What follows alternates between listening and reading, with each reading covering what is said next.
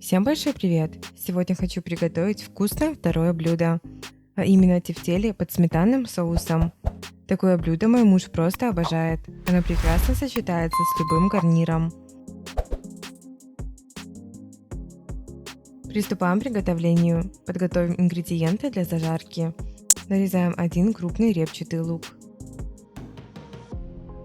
Одну большую морковь натираем на крупной терке. На раскаленную сковороду с растительным маслом отправляем лук и морковь обжариваться. Жарим время от времени, помешивая до красивого золотистого цвета. Когда зажарка готова, добавляем 150 грамм сметаны. Вливаем 2 стакана воды. Перемешиваем до полного растворения сметаны. В мисочке у меня 600 грамм. Добавляем черный молотый перец. Солим по своему вкусу. Разбиваем одно яйцо. Всыпаем 4 столовые ложки заранее промытого и высушенного риса.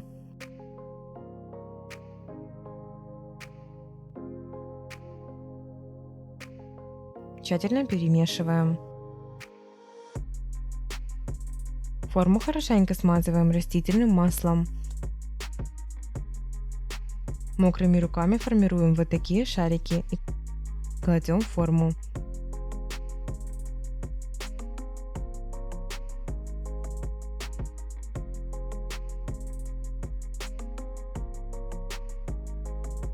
Заливаем тефтели сметанным соусом.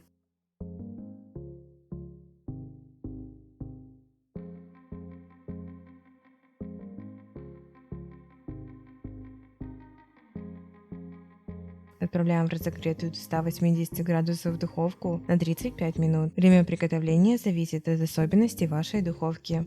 Вот такие вкусные тефтели у нас с вами получились. Сейчас еще отварю картошечки к ним и можно подавать. Обязательно пробуйте приготовить. Делитесь своим мнением в комментариях. Ставьте лайки, если вам нравится.